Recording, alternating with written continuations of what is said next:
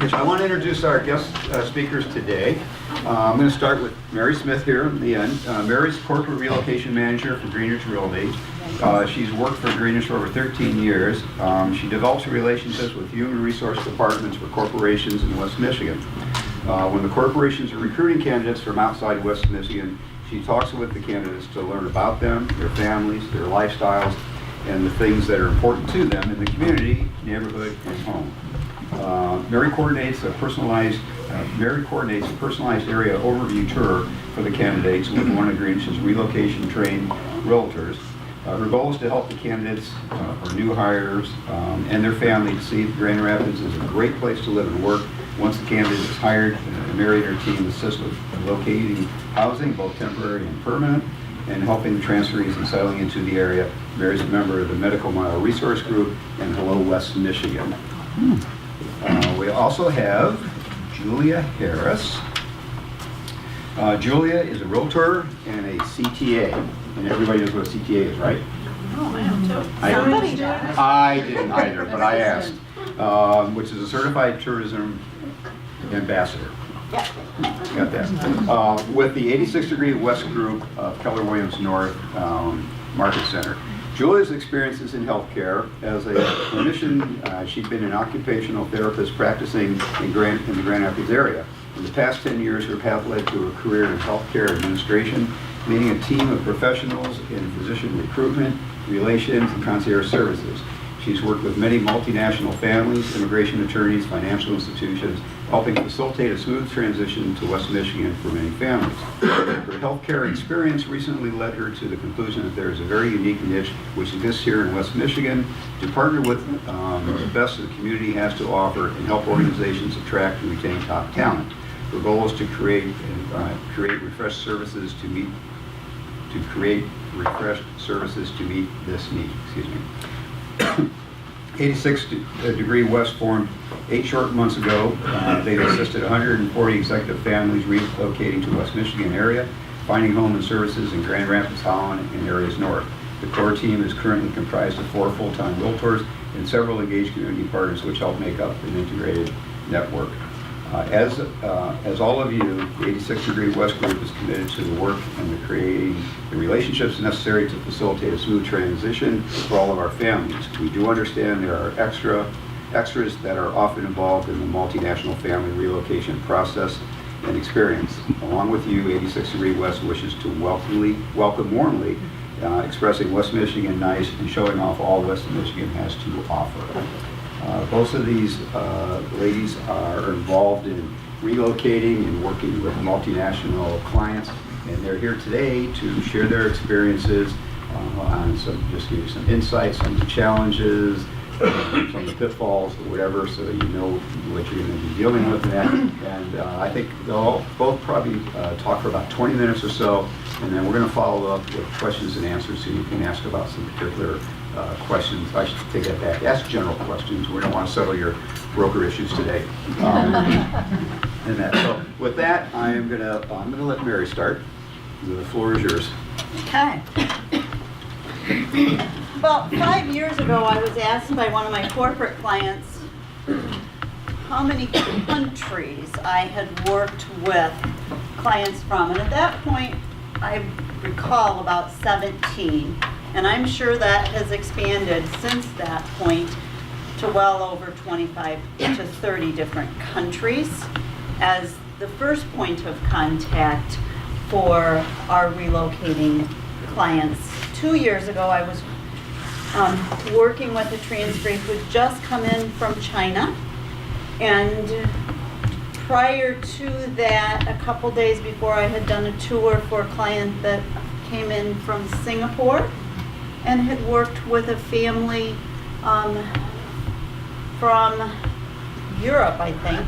And my daughter said to me, "Mom, why are you working with clients from so many different countries?" And I said, "Emily, you need to understand that West Michigan is becoming a multicultural environment. And many of our corporations who are focused on hiring the best of the best," and would you say that's true, Juliet? "We're competing with people from all over the world. And they're bringing those people here in our life and health sciences, in our multinational corporations like Amway and Steelcase and Perrigo. And it's our responsibility to help them become ingrained here in West Michigan and see that West Michigan is a great place to live and work. And to, as us as a community, open our minds to the fact that we are becoming multicultural, and we need to be inviting and be open to learning about other cultures and not be afraid to ask people about their background and their culture and learn from them.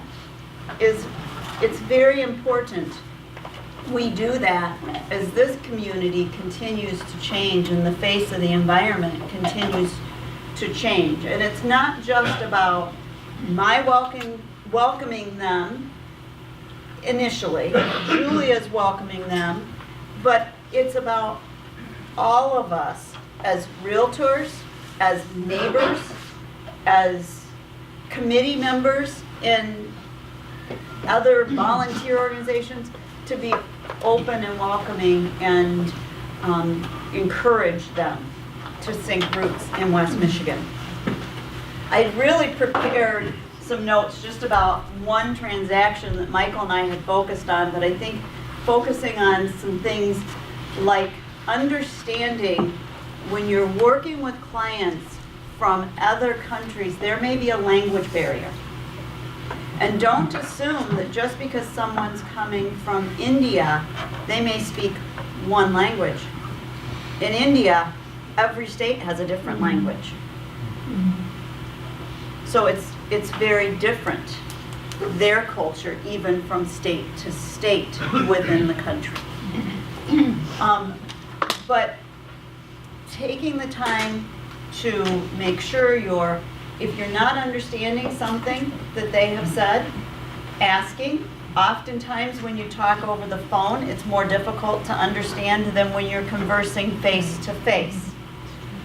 But don't hesitate to ask them to repeat or explain, as well as you also explaining things, and sometimes remembering that they don't have the experience and the knowledge that we have, and that things need to be broken down. Trust, building trust is huge. And Mark and I were talking outside before the class that even people coming in from Chicago and Detroit don't trust us. Well, try coming from another country, another culture, another language, and want to build that trust in an environment that in reality, how many times do we actually purchase a home in our lifetime? Not a lot. And so these experiences, and oftentimes this is the first time they've purchased, these experiences are different. So helping to walk them through the transaction and communicating and clearly communicating what you're doing and why you're doing it, and that you're working in their best interest and to help them through the transaction. The other part is helping them to understand our purchase agreement is a legal contract. There are terms and conditions that need to be met in working through that contract. And we know that. We assume that, and we work forward to help that buyer or seller meet those terms and conditions. They don't always understand what that contract is and really all the details of what they're signing. So making sure you're explaining and answering their questions is critical. Our market has been changing. 5 years ago, we were in a buyer's market. 2 years ago, things changed and we were in a seller's market. educating people from other countries what's happening in our market, because they may be reading news and assuming it's still a buyer's market and moving forward as if that's the case, and it's not. Helping to educate them through that process, and sometimes it takes 2 or 3 transactions for them to understand that, especially if they're coming from cultures that is traditional to negotiate. If it's traditional to negotiate, it's difficult for them to understand that you may be in a situation where it's competitive bid and you've got to give your highest and best, and it's not $30,000 below asking price like it was 5 years ago. Communication. Michael and I had a situation a couple years ago where the agent working with a buyer called our agent who had a home listed, doing an open house.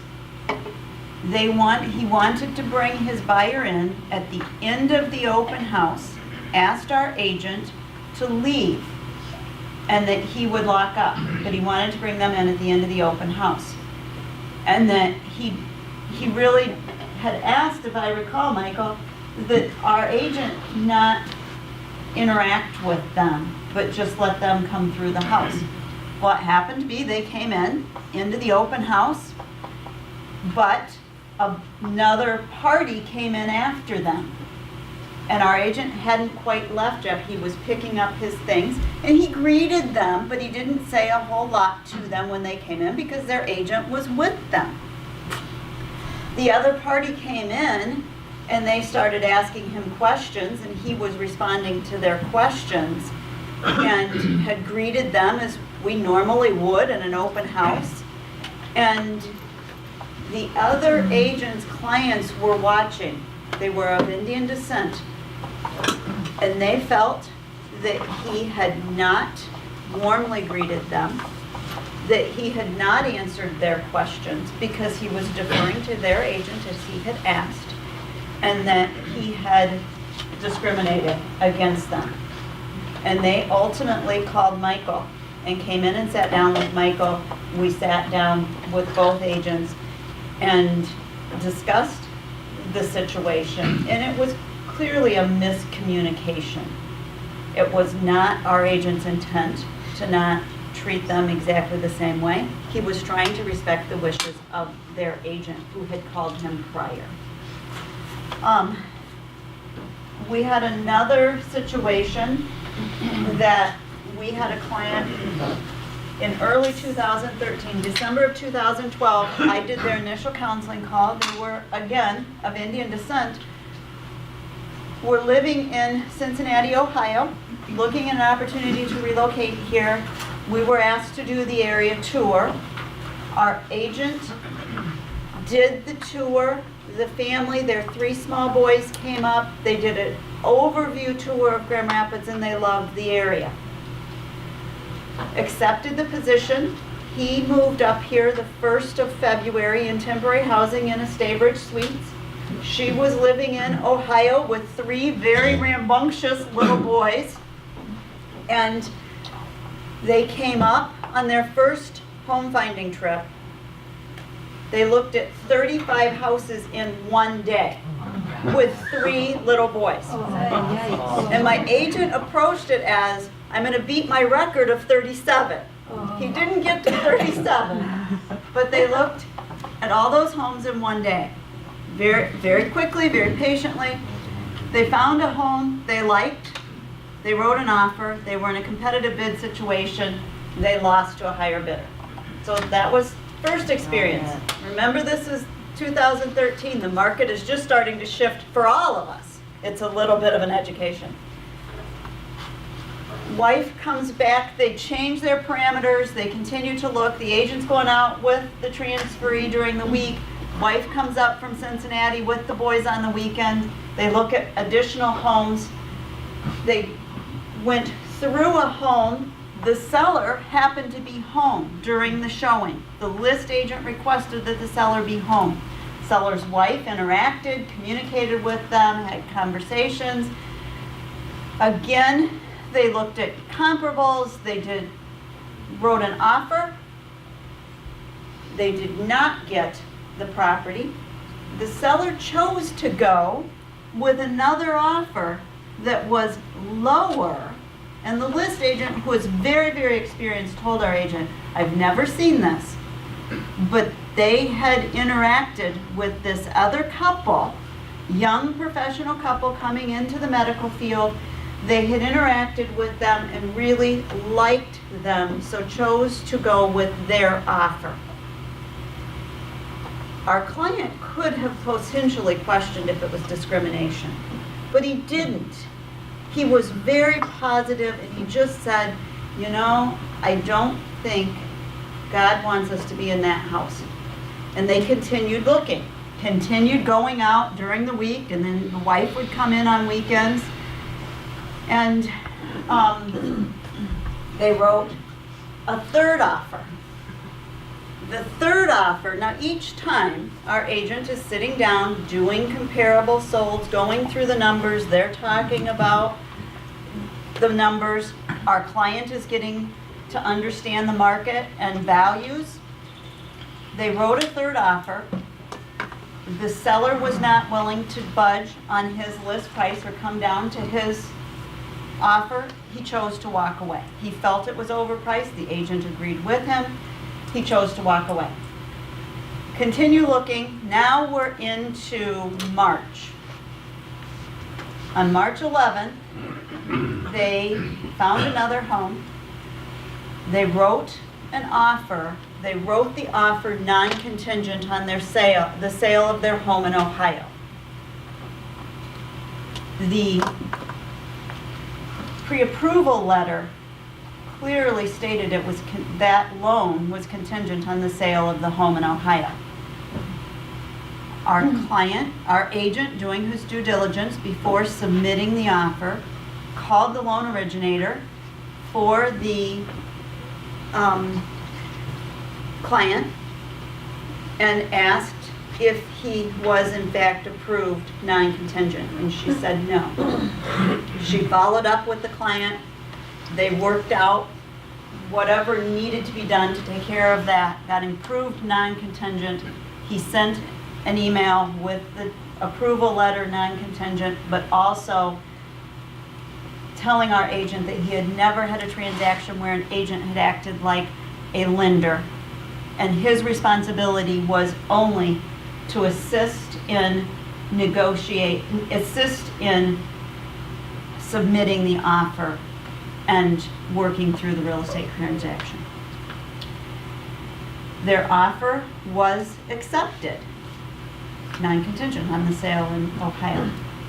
He started to move forward with his lender, who was actually a lender recommended by their third-party company.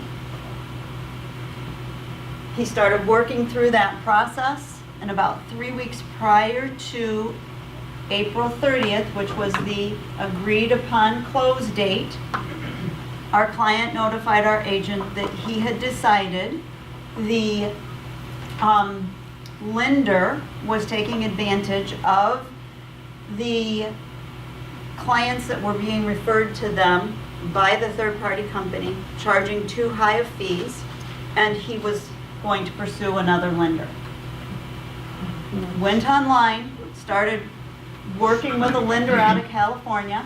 Again, our seller had already lost one transaction. A buyer walked away. So he's nervous. We get reassurance from the lender in California, yes, he can do this, he can do it non-contingent, he can do it by April 30th. Week prior to closing, he gets notified they cannot do the loan.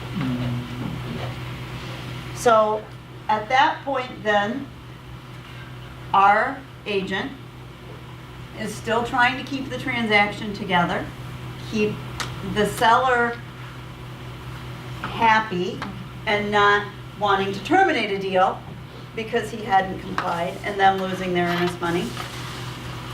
We talked about it. I'm communicating with my corporate client about it, and we suggested that they talk to a local lender. The list agent had suggested a local lender that she had worked with, was very comfortable with, knew they could potentially do a portfolio loan. And he agreed to talk to that lender, giving the seller some confidence that they're moving forward. Spoke to that lender could not do it conventional because his debt to equity ratio was too high. Talked with him about a portfolio loan. The interest rates on a portfolio loan are higher. Our client decided, although he didn't share this, I think Michael would agree, with our agent at the time, decided that the two agents had colluded to get him to pay more for a loan. He also was upset because our agent knew the other agent and felt that they were not working, that our agent wasn't working in his best interest because he knew the list agent. That's very common in our market, that we know. Terry, you probably just about know every agent in this market. As do any of you in here with years of experience. It doesn't take long. So his perception, because he was new to this area, new to a market that is smaller, was that we weren't working in his best interest. He then ended up going back to his corporation. His boss asked the corporation to do a buyout of his home in Ohio so he could purchase, and they declined. They said no, this was not their issue. But they did recommend a local credit union that they had worked with. And a loan originator there was able to pull it together by May 17th. So we're still 2.5 weeks from the actual agreed closing date, but considering what we had been through. That was May 17th. In August, I received a copy of a survey from the client that went to our office manager. And I reviewed it, talked to our third-party company, our contact there. She worked with our corporate client. We had communicated with them all along about this, so this was not news to any of us. But the news to us was our client felt that our agent hadn't worked in his best interest and had not helped him to get the best price on the home, and that he had overpaid $20,000 and the two agents had colluded. So we decided to wait because we knew a second survey would be coming through the third-party company. On that survey, similar answers. Then I communicated with him. Michael and I sat down with them, and we talked about the market, what was happening in the market, and that when you're working in competitive bid situations and in a market that is going up because there were so many competitive bid situations and so few listings, it was not that the agent wasn't working in his best interest. They were responding to what was happening in the market on the home that they had purchased. And that it's very common in this market for agents to know each other and to have worked on transactions together. But we're very good about representing the interests of our clients and agency and respecting agency. And then we learned, and what Michael and I feel probably impacted their emotions and reaction and feeling that they had overpaid for the home. They moved into the home and someone was leaving human feces on their porch. And even one night had smeared it on their front door. So he travels. He's fearing his wife and children being in a home by themselves in a market they don't know and not feeling welcomed in a community. And we think that then caused what may not have been as big of an issue to escalate. We followed up with our agent. We fully felt our agent had done what he's trained to do and has years of experience doing, working with clients of any background. He had not treated him any differently. And that transfer, he looked at me the day Michael and I met, and he said, I just don't feel like he treated me. He wouldn't have done the same thing for his own sister. And I thought to myself, yes, he would have. It would have been the same thing in this market. It's in part driven by the market. But we asked the agent to follow up. The agent followed up with them. And his response to the agent's follow-up was, we did not receive a survey and we want to know how the land went from being represented as 3 acres to under an acre. Fortunately, our agent had his email trail. He could show that they received a copy of the survey 2 weeks prior to, and that even though the listing card was silent on acreage, it had square footage, and they had calculated approximate square footage, and that it was approximately an acre. So he was very clearly upset and feeling, I think, unwelcomed and looking for opportunities to have someone help him out.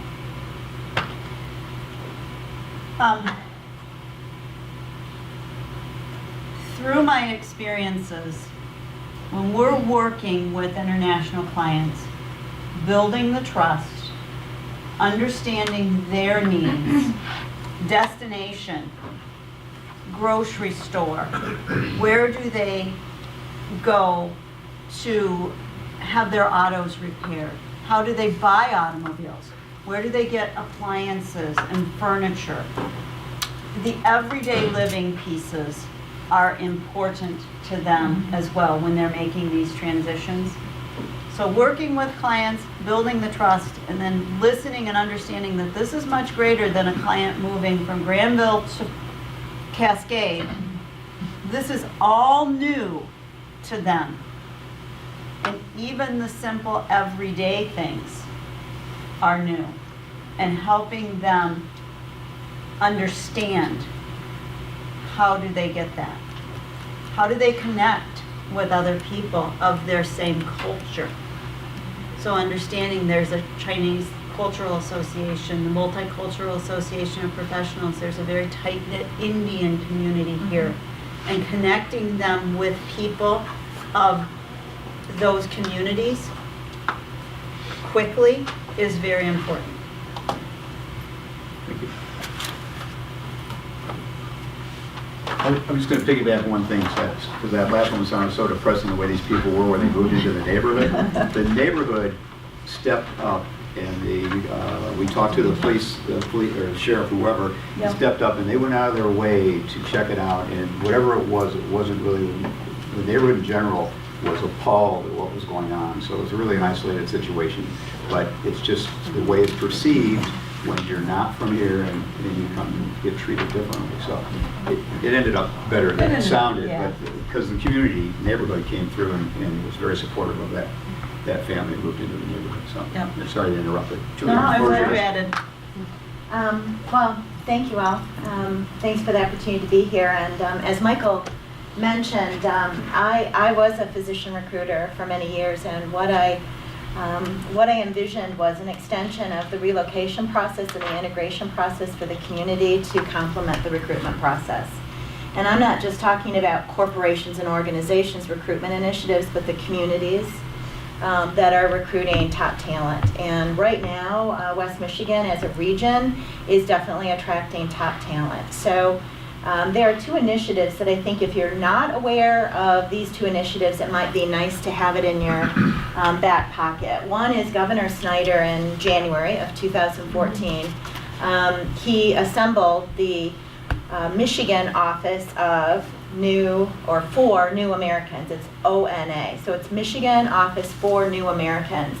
And he appointed Bing Goey from Grand Rapids as the director. And so you may hear more about that, but the whole idea is Michigan wants to be viewed as a welcoming state to visa holders. whether it be for investment purposes or for jobs and career growth. So we want to be seen as someone that can attract and retain multinational families, and that's at the state level. The other initiative is Talent 2025. And again, as a recruitment professional, I think it's important for you to understand who we're trying to recruit to the region so you can create your own business strategies to help in your marketing and so forth as a realtor. Talent 2025 is, its focus is more on the attraction of top talent in the areas of science, technology, engineering, arts, and mathematics. And the easy way to remember that is STEAM, S-T-E-A-M. So science, technology, arts, and mathematics. Those are the families that are going to be attracted to our region and that you're going to be selling homes to and that you're going to be helping welcome and acclimate to West Michigan. So think about that in your overall business strategy, I think. I can only share with you my experiences as a recruiter and also as a new realtor in the industry, and then also as a businesswoman. So first, as a recruiter, a physician recruiter in particular, I know the following, actually. I know that recruiting top talent right now to West Michigan is extremely fierce. We are not, as Mary mentioned, competing just against another city or another state, but we are now competing internationally. And in the past 4 years, we have been fortunate enough to bring in international families, direct from the UK, direct from China, direct from India, direct from Canada. And we've had great successes with that, but that trend is an upward one. The other is that with these professional families, what's happening is you're seeing two professionals of the same family come together. So if it's a physician, they're married to another physician, or if it's a physician, they're married to another executive or a VP in marketing, and you now have to help, right? Two people find the right job, the right career path, and then find the dovetail special link that allows them to love West Michigan and get them to enjoy the community. So this is definitely a recruitment, an integration, and retention initiative that we're helping provide all of West Michigan, but particularly Grand Rapids. The other thing that I think might help drill down a little finer in the recruitment area is on the physician side. To give you an idea of the number of international recruits, 1/3, 34% of all physicians in residency right now are international medical graduates. Okay, so again, over 1/3 of the physicians in training right now are international medical graduates. So what that means is they already have a world view, they already have a world mindset and a very mobile appetite. So many of them, as an international medical graduate, were born in their foreign homeland, India, and they've come here to train and work. Now, don't take it for granted that they're going to stay here. They're either going to go back to their homeland or they're going to look for the right career opportunity, not just where they trained, but in Philadelphia, PA, in Dallas, Texas, in Denver, Colorado, and San Francisco, California. So how do you make West Michigan pop on the map when you have that type of competition and those highly talented individuals looking for the right career? These people have put at least a decade into furthering their education and training. They are looking for career opportunities that allow them to practice medicine, to do research, and to teach. And then they need their spouse or partner to be equally satisfied in their career path, and they want to raise a family. So again, this is very much a dovetail synergy that has to happen with the right career and then the right community, and it's got to be like magic. I mean, it really has to be magic, as competitive as it is. So that's my segue into becoming a realtor. I really believe that you have the opportunity to think beyond the transaction, and as Mary, showed in her example, you have to be able to acclimate and facilitate connections for these people in the community. You have to be that community resource. And you have to think about these things. I mean, you have to be very cognizant of them. And so as a realtor, it's about a very long relationship with the top talent and the incoming professional family. It's not about a transaction and a Christmas card. It's about a year's worth of really invested work and soft to high touch points with them. Really thinking about what they need and welcoming them very warmly to the area. So then from the business side of me, I recently read or reviewed the NAR profiles of international home buying activity, and I think I looked at 2013. But wow, right? What an opportunity. I think it's an $82.5 billion industry, and I think that translates to something like 1 out of 14 U.S. homes sold in the United States are sold to an international buyer. So there's another, kind of compelling reason for you to think about this even as a business opportunity and how you're going to put your energy and invest time into the international home buying market. What I have seen in my experience is that international buyers often bring families with them over time. So you may have one home transaction, but you're selling down the line to 2 or 3. So there's that opportunity. But it's an amazing opportunity, I think, in terms of a market. The other is I looked at I wanted to kind of narrow that big national NAR profile down to in our business and our client profile. And I can tell you, again, we've only been at this for a short 8 months. But what we have seen with our clients is 8% of our clients are all direct international recruitment efforts. So they're coming directly from another country to the United States. 38% of our clients are actually multinational families that what I would say have become Americanized. They've really been in the United States long enough through training and other ways that they know the customs and it's not, but they're still new to West Michigan. They still need the same, right? They're moving from Dallas, but they're coming to West Michigan, and they don't know the culture and customs of West Michigan. And there are some differences here, believe it or not. Yeah. So I think that's kind of funneling that down into a bit of a microcosm. The other is that, I do work with immigration attorneys and financial advisors and so forth on the behalf of many of my clients. What I'm doing is facilitating the right kind of posse around them, right? I want them to have a team of professionals that can really take care of every need that they may have. So I meet with these people to make sure that who I'm referring to them can do the job.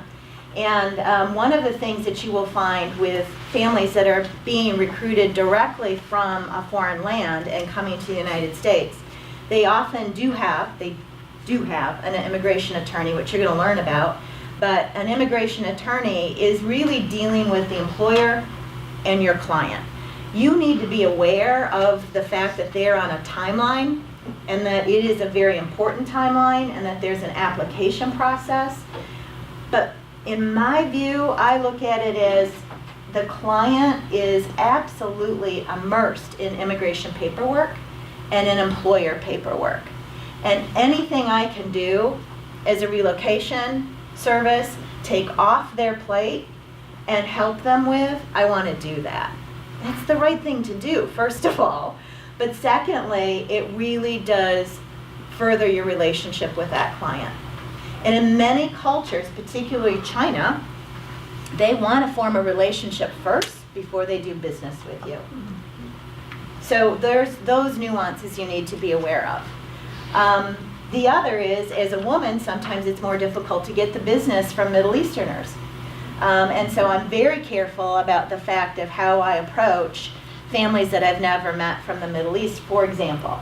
I'm not advocating that you become subservient by any means, female audience, but what I am saying is I do become a bit more reserved and I take my cue from them. Usually when I'm introducing myself or seeing a family for the first time, I'm the first one to extend my hand and welcome them to Grand Rapids and be the host. I'm not doing that so much with a Middle Eastern family. I'm being a bit more reserved, dignified, and I'm taking my cue from them. Then I learn quite quickly that usually they're very Americanized and it's not meaning much of anything. You don't need to be intimidated at all.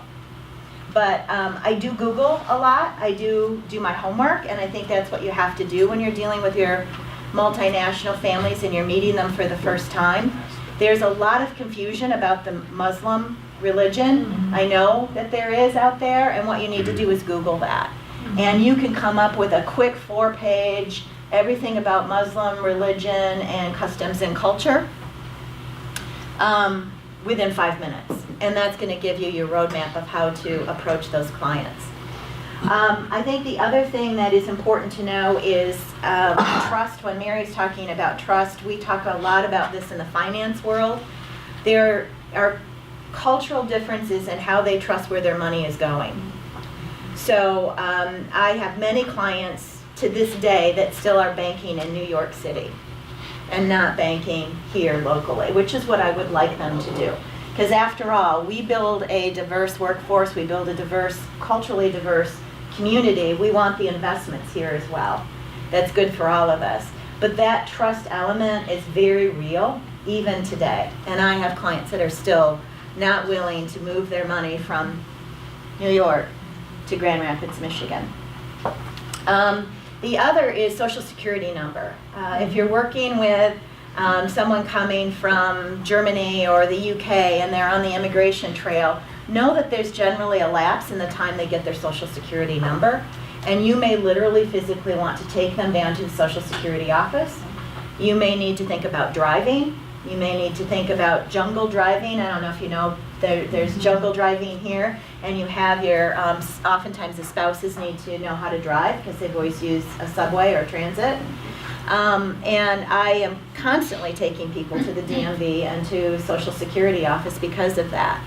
But more importantly, with the Social Security number, if you're landing here and you're wanting to make a home purchase or go out and buy a new car, you can't. So you need to work with a financial institution that is willing to understand and work around either an unsecured loan or understand the Social Security dilemma. Time and time again, that will be a hiccup for you, is that Social Security card, and then allowing your client to have access to funds to go out and purchase big ticket items and get credit. You can't do anything in this country without a Social Security number. So that's very important. The other things that I wanted to mention very quickly, because I don't want to take up too much time here with kind of the big picture things, but I mentioned my communication with culture as a woman, and I think the other is I really do provide the entire family with resources. So I may not attend every meeting and facilitate that meeting, but I am giving them the resources. And a few of the really great resources in town, if you're not using them, go and look at the refreshed website of the Chamber of the Greater Grand Rapids area. They have maps. It's a multiracial association for professionals. It is a networking forum. Your clients will get a huge benefit from attending the fast track orientation of Inside Grand Rapids that's put on by the Chamber. It's a one-day event. It's hugely popular, and it is very, very insightful.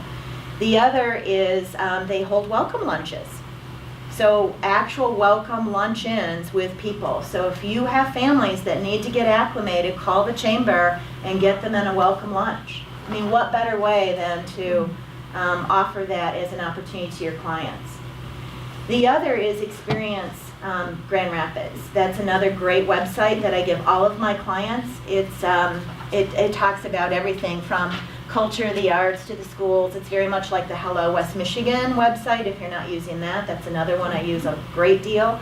But Experience Grand Rapids has the CTA program, and that's the Certified Tourism Ambassador program. Mary is one, I'm one. All of my team members are a Certified Tourism Ambassador. I did it because I was curious. It's not a big investment. It's $25 a year.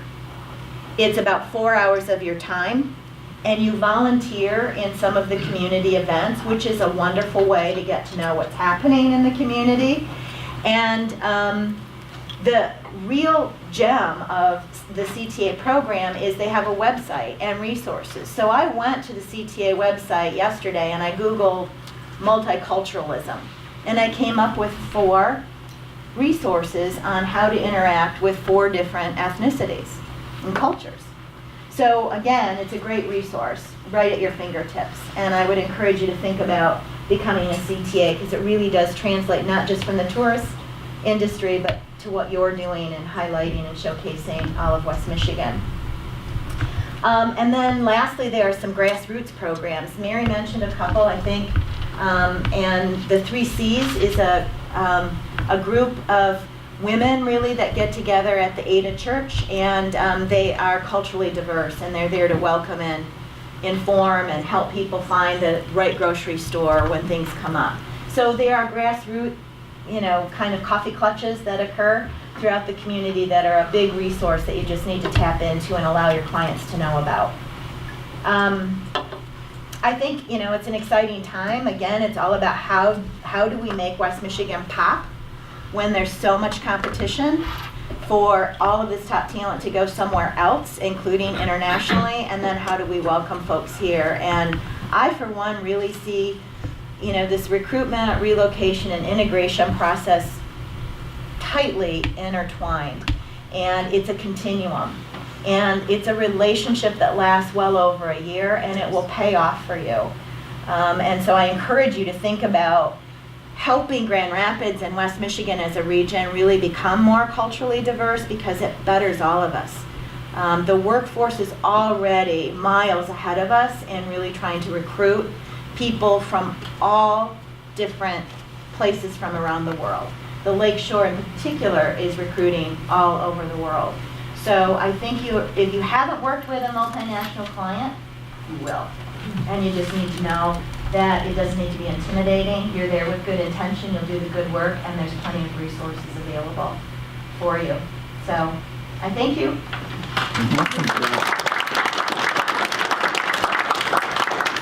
We're going to take a few questions, but before we do, I failed to mention that we had a third panelist that got hung up in the snow and the weather, who was Christine Powers, and she's she's Vice President of Talent Solutions for Lakeshore Advantage. And she was, apologize for not being able to make it, but the weather kind of tied her up. So just wanted to mention that. You mentioned so much of this is Lakeshore business, and the Lakeshore Advantage is kind of the Lakeshore's version of Right Place, which we have here that are bringing people in. So she wasn't able to make it. Maybe in the future she will be able to. So anyway, some questions that for either one of our guests. Terry. Is it appropriate to ask them up front? For example, I would say the Oriental culture is more male-based, making the decision, and I think that's in a lot of the other cultures, that the man makes the decision and the wife goes along. But in my situation, I had a professional lady and a man that was a laborer. But he had to make the decision, but she made the money. Is it appropriate just to talk to him about that decision-making process? And I talk to him, but ultimately she's the one that makes the decision. But she can't make the decision unless she consults with him. Kind of gives the blessing. Or... Yeah, and I've had difficulty on a couple of occasions with that. Mm-hmm. Is it right to just say, hey, how do I do this? I think it is. I think asking the question and knowing what's expected, and so you can help navigate them through that process, I think it's fine. And I don't think it would be offensive to either party. I don't think so either. Asking them how they work together. The back.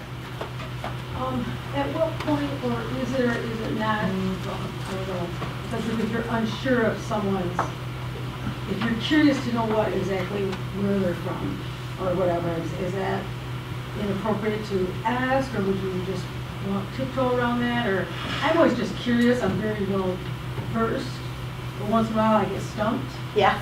And I'm just wondering, in an effort to later research that and, to give it a better service, is there some kind of etiquette for that? I'm asking that right up front when I'm doing my counseling calls with my transferees and we're talking about lifestyle. That's one of the first questions I will ask clients is, where did you grow up? Where were you raised? And where else have you lived? To give us an understanding of what their experience is. But I don't know that I've found anyone that was I have Googled names before I make the phone call, just because I'm like, I wonder. Should ask or. Yeah, I do ask the same thing. We do a pre-screening kind of phone call as And well. I'm known to do the same thing Julia is, as I Google my clients, because Yeah, a you lot of just- information's out there. Yeah, I think it's fine to ask, absolutely. Can I just add something to that too? We, when the board of directors went down, our international committee went and met with the board of, or just a couple of us, I believe were there, went down to Bingoy and met with him, and he was talking a little bit about, you know, where, and I think it's okay to ask his kind of, because that same question came up at that point too. And when you come out to somebody and say, hey, you know, oh, you're not from here, are you? Where are you from? It can be a little bit, it kind of puts up that barrier of we versus them, or you're not from here. And I think it's okay to ask, but maybe kind of in a roundabout way, such as you're doing, as where did you grow up, or start talking about maybe their family and kind of develop that relationship a little bit first before you come right out and say, hey, where are you from? You know, I can tell you're not from around here. You know, I think that if you just do it kind of subtly, but that was his suggestion at the point when we met down there too. So. Okay, good question. Well, I have a comment on the public question too. I mean, most of the things which were described, I forgot your name like a second ago. Julia. Julia, sorry. Traditionally are covered by destination services, not by real estate agents. Now, I do understand that there's an overlap, and as more you offer, the more customer service you provide. Sure. But again, I would say like probably 90% or 95% what you outlined typically comes through a destination services company, which most big companies here work with. So from your perspective, are you saying that you see all those activities, I'm referring to DMV, Jungle Driver, all the things you would recommend for a real estate agent to take on? Or do you see here in West Michigan that companies do not provide those services? I know out west they do, but I'm not as familiar here with. I mean, that's what we do. You know, that's we're trying to create a concierge service. So that is part of our But definition. you are offering a relocation, you work as a real estate agent or as a relocation services specialist? I'm trying to blend those together so that there's a continuum and there's not if there is a handoff, there's a very warm handoff. So what I'm trying to do is create something that is recruitment, is a recruitment partner, relocation, so that's real estate, that's moving and storage, that's destination services. But more than that, I really am seeing they need what becomes essentially a friend in Grand Rapids that is a resource to community. I can't tell you how many times a quick email will come. And it's so simple to answer. I mean, someone emailed me yesterday and said, where do I get rental and car insurance? And I said, well, here's 3 names I would recommend to you where I know. That's the kind of thing that happened all the time. And I'm going to tell you, as a recruiter, I would get those calls a year after the physician was here. And I would be going, you know, I want to be a resource, but I got to get on as a recruiter to the next recruit. You know, and so you may be thinking the same thing as a realtor. I'm trying to kind of create this idea that it is much more relationship-based than transaction. No, and I understand that it blends in, and the more you offer, clearly, the more customer service you provide. But I was just curious to see if you see it in this market different that I've experienced it when I came. I think to the everybody's States. got their own style, you know? I think it is different everywhere. I would tell you that as our committee was putting together and doing some research, we reached out and made phone calls. I personally had conversations with HR people at Amway and a few of those places about expectations. And I said to them, my conversation was, what are you doing to prepare the people you're trying to recruit here from overseas and that? And he said to me, he goes, we don't do anything, that's your job. They don't prepare them for anything, they don't offer any of that. They look at, and he wasn't talking to the recruiter, he was responding to my question, so he was saying, I expect you, the realtors, to be doing that. We don't do it all. You guys are gonna drive them around, you're gonna answer their questions. They are not proactive in their recruiting. They know that we as an industry are usually dealing with a trailing partner or spouse while they are trying to put the person into a position, and they totally rely on the things Julia said for you as an agent to direct them in that area. So at least in this community, I heard that from the top people of these corporations. So, Carol? What do you do when you have a language barrier? Well, I do go to some of the, I use the interpreter service. There is one in Grand Rapids that you can call. And certainly if there's realtors in the office or in the, area that speak that language, that's a great connection. I mean, but having an interpreter, a lot of times they'll come with an interpreter. Oh, Okay, and when they come with an interpreter, the interpreter does not know our real estate. right. I mean, I just sold one where we went through this interpreter, and they wanted to know if they bought, it was a lakefront property. They wanted to know if they owned the whole lake, because they didn't realize that they only owned the frontage. Sure. So if you're working with an interpreter that doesn't know our real estate and doesn't understand our real estate here versus the area they're coming from, it's been very difficult to put this transaction together. I mean, they don't realize that there was a center island in the kitchen. Does the center island stay? Yes, it stays with the kitchen. And I think that the problem, and what she's speaking to is the challenge with an interpreter is, we can interpret conversational, like for instance, in my world, conversational Spanish, all day long. But people don't understand contracts in English, much less in a different language. And I deal with that on a daily basis.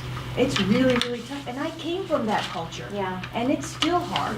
So I don't think that So- an so the interpreter question is the is what- solution. So where do you guys go with this then? Or, I gotta be very honest, I haven't had that particular instance come in my world, but what I have done when I've had to, the client paid to have contracts interpreted. That's what happened. They used an interpreter, but they paid for the service to have it, because it is a legal document, and you're right, it's technical and it's different, but they well, paid. and customs are so different in Yes. these, Culture, most in translation. everything is The like, customs can they be just have no idea Yeah. when they buy something, what they're getting. And it's like, really? And when you're not working with an interpreter who knows real estate, and they bring the interpreter, there is really, you almost needed a real estate interpreter. Well, I have had the But you kids be the also- interpreters Yeah, quite that's true, often. too, yeah. I mean, transactions I've done is their kids, like their teenage kids. Exactly. I was going to mention, a really good source, if nothing else is there, is to ask them, their younger kids, their children typically speak English, they've been to school, they understand it. If you ask them to have their children there, that's one possibility, or somebody they know here in the country that speaks the language, and sometimes that will work surprisingly well. The kids that are educated can come through. Or friends sometimes. You're a too. friend. You can have friends who stayed here or have lived here earlier, and then you bring the friends. Right. Absolutely. So there's those options. There's a question in the back. I just wanted to let people know, most of my clients speak a second language. A little louder. Cindy, and what I've done a lot is break terms, real estate terms down into smaller words. So I use a whole sentence to describe one word. So I'll break them down into smaller pieces so that even a child could help their parents understand what it is. Otherwise, the kids will get really stressed out if they hear a word that they don't know. They just won't even translate it. So I've come across that. I also provide free notary services for my clients. I make sure they know where their consulates are, whether it's Detroit or Chicago. That's where most of them are based. And those are things that I've done. I've driven my clients to make sure that they have passports, because sometimes one of the spouses will or won't have one, and you have to make sure their wife has one before they sell anything. Otherwise, the transaction will get stopped right at the last minute. So that's like really, really important, and sometimes they won't speak up and tell you those things. You won't know until 2 days before the closing that the wife doesn't have paperwork or any documentation, and that's pretty common. I just had one question. Have you noticed that people with families that have older teenager kids, are their visas getting renewed once their 18th birthday hits? Has that been an issue at all? Well, I've not heard that. yeah, I've not had As a an problem recently. I know there's been bumps in the past, but I've not had any issues with that recently with kids coming over. And we just brought a family over, but the kids are not following until a year while the process is underway. It's just a lengthy process, you know, complicated. I'll have all the answers for you on January 15th, because we have an With John, immigration attorney here. So that will be, keep some of these in mind for the attorney, because he'll be here on January 15th at our session as well. Is there, yes. There are several countries that they both worked with. I'm wondering, you talked about nuances of different cultures. Could you go through just a few of things that you've learned just culturally, without maybe totally generalizing, but saying these are some important nuances that might be helpful to know about? Maybe how the Indian culture views negotiation and pricing, or how the Chinese approach negotiating. And I guess the negotiating part of it is maybe where I'm most interested. Well, I mean, one thing that I think of just recently is some of the Indian population back home, wealth was being on a busy street. Mm-hmm. And so they're looking for homes on busy streets here, where some of us are thinking differently about that and maybe making an assumption that they're going to want something different, which you obviously know you can't do, but that's kind of where your head goes. But they want a very busy street. So they've got a big, beautiful mansion on a very busy street. The other is, I do think about the Middle East area where I really do think the gender plays a big part in things, and if I have an opportunity to give that to a male, I do. Because I just have found that it tends to be a little less rocky, particularly when it comes to negotiations. And then regarding, the Chinese culture, I have just found that, well, I think I already mentioned, they want a relationship first. So I never hand a business card to them right away. I never do anything business-oriented at all, including handing a business card to them. You sit down and you break bread together. You really start a conversation and they get to know you. I want to kind of piggyback a little bit here as well. When we have people coming in from other cultures, things done a lot different. When they come to either one of you to answer this, they come in and they ask questions about saying, I only want to see this neighborhood, or I don't want to see that neighborhood, or doing the things that you do every day with locals, so that you don't get accused of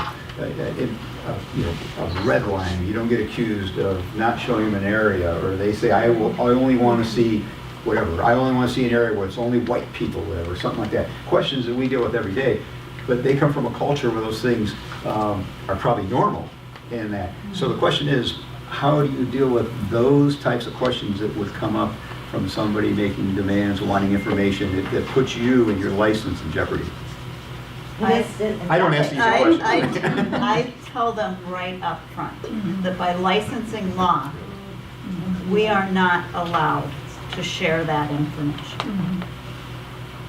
And try to explain that we're not allowed to redline.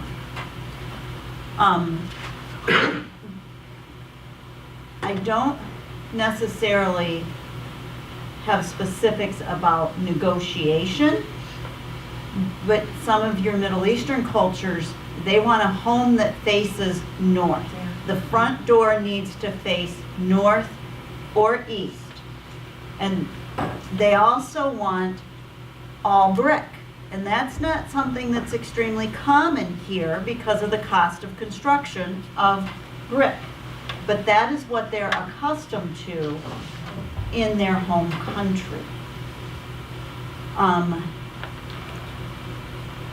the numbers, the street address. Oh, yeah. Yeah. How do you find those, like, houses facing north? Well, Do you you, just you ask do the same thing you do in your normal search, but you're going to ask the list agent, Yeah. what direction does the front door face? What direction do you enter the garage? You have to then depend upon the list agents and narrow those down. So it's more research, it's more work on our part, but it's part of that. And I will sometimes ask if that is an important factor in their purchase decision, because you can't assume, just like I can't assume, trying to think here, a good example, that the person I'm working with understands real estate. Okay? So just because that person is educated doesn't mean they've gone through a real estate transaction and understand all the terms and technology. You can't assume that just because someone's from a different culture that they're going to behave like we think they're going to behave. Ask them. Because often people from Eastern cultures will say, you know, that might be important to my wife's father because he's an architect, but it doesn't matter to me. So what's their personal preference? And building the relationship, building the trust, as Julia said, you work with them, you get them in the car, you learn about them, you communicate with them, and learn often about them through that process a little bit more about their own personal preferences. Ask a lot of questions and don't assume, and I think that they appreciate the fact that you're asking, gives them a chance to open up and give you that direction. It's when you get in trouble is when you make it up or assume and then you're wrong. Yeah. So it's always much better to ask. And there are books and there are things available, and we are creating as a committee a resource library, and we'll have some of those that you know, you can read books all day long that will tell you how to do everything with every particular type of culture. That information can be Googled as well, and so that stuff's available. So, another question? Oh wait, let me take somebody else first. I'm most interested in the local resources that you mentioned, and it seems like some of those went by kind of fast. So I'm going to ask you a little bit. Experience GR, how do I find out more about that? I mean, Just Google Experience There's a Grand website, Rapids. Absolutely. Yep. And this CTA That's part of Experience comes Grand from Rapids. experience. Jamie, you'll notice Experience Grand Rapids is the Convention and Visitors Bureau. Mm-hmm. Okay. Yep, yep. CCC, I heard. The grassroots. Three Cs. Oh, Three CCC. The coffee club. 3 Cs? Yeah, they meet every Friday every Friday morning at the Ada Bible Church. And And it's they just a coffee are- clutch of all kinds of people that have relocated even years ago and some more recently. And they just are a grassroots program that help people Mhm. find a grocery store. Everybody's got a favorite grocery store. Where do I get the bakery? You know, where do I get the bread that I got when I lived in Germany? Oh, I know. All right. Again, the other thing that is, I keep mentioning a resource library or center that the committee's trying to put together. Part of that, we're actually building now, when it's built up and available, it will have resources that we're gathering now of stores, of the bakeries, of the restaurants, you know, all the normal stuff like the places of worship, but we're going to expand it to those types of things. And along that line, feel free to email myself or Ingrid, anybody in the committee, if you go, well, here's this great whatever store that, you know, providing Vietnamese or whatever it is. Get that information to us, because we'll have that library available for you, so you have a resource you can go to when you're working with somebody and give them some addresses and locations. So that's one of the things we're trying to do. So we're going to, is there another question here?